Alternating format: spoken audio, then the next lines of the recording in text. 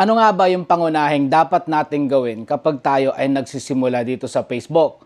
Well, kung baguhan ka, panoorin mo ito hanggang huli at baka sakaling makatulong sa'yo at click follow mo na rin yan para nang updated ka sa lahat ng mga tutorial ko. Shoutout po dito kay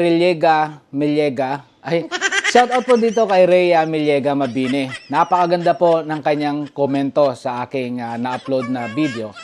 Ang sabi po niya, siya po ay isang baguhan at kung meron po siyang hindi naintindihan, pupunta lang po siya sa aking mga tutorial at doon po siya naliliwanagan at marami nga po siyang natututunan. So yan ang isang paraan kung gusto mo talagang mag-grow sa iyong ginagawa. Hindi lang dito kay Facebook, kahit man po sa negosyo, ano po ba ang kailangan natin?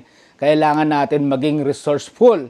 Ibig sabihin, kailangan nating saliksikin kung ano nga po ba yung mga dapat nating gagawin para nang noon mag-grow tayo doon sa gusto nating mangyari sa buhay natin. Yun po ang pinaka number 1 po dyan. At ako po mismo, nanggaling po ako sa proseso na yan at hanggang ngayon hindi po ako tumitigil ng kakapanood sa ibang content creator kapag meron po ako mga agam-agam na bakit parang may kulang pa rin sa mga ginagawa ko. Number 1 po yan guys. Kalimitan po kasi sa mga baguhan dito, magtatanong lang po sila kapag sila po ay meron ng problema. Yun po kasi talaga ang isang dahilan po dyan kaya hindi natin naagapan kaagad yung mga dapat mangyari sa ating account. Kaya ugaliin po ninyo guys, kung meron po kayong hindi masyado naiintindihan lang, doon po kayo magtanong. Pero mas maganda po, kung kayo po ay baguhan sa tutorial, hanapin nyo po yung mga topic na gusto nyo pong malaman dahil for sure po, lalong-lalo na po sa katulad ko, hindi lang po sa akin, no? Kung yung isang content creator sa tutorial ay matagal na po yan nagtuturo, naandyan na po lahat ng topic sa kanya. Hanapin nyo lang po yan sa kanyang playlist at naandyan po yan lahat. Papanoorin nyo lang po yan. Guys, iwasan po nating maging tamad. Tandaan nyo po yan, ang pagiging tamad po, wala pong patutunguhan yan. Kailangan tayo mismo sa sarili natin, tulungan natin yung sarili natin kung paano po tayo umangat, kung paano po tayo magkaroon ng mas malawak na kaisipan, kung paano nga ba mag-grow dito kay Facebook.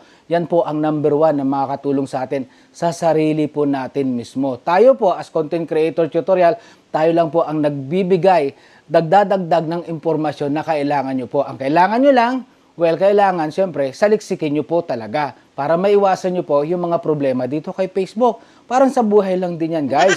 Walang problema na walang solusyon. Isang magandang halimbawa po dyan, kapag tayo po ay nagpo-post ng content na may caption, no? Hindi binabasa yan ng ating mga viewers. Kung hindi, ang ginagawa lang po nila, magko-comment po sila ng automatic na reply ni Facebook na congratulations without reading or without thinking kung ano nilalaman ng content. Isa po yan guys sa dahilan kung bakit hindi po tayo nag-grow dito. Tandaan nyo po, yan po pala, yung pinost ko na yan, tip po para maiwasan nyo yung inyong mga demonetization, na maiwasan nyo po yung mga violation, pero hindi mo binasa maigi, nag-congratulate ka pa, isa ka na rin pala sa magkakaroon ng violation in the future.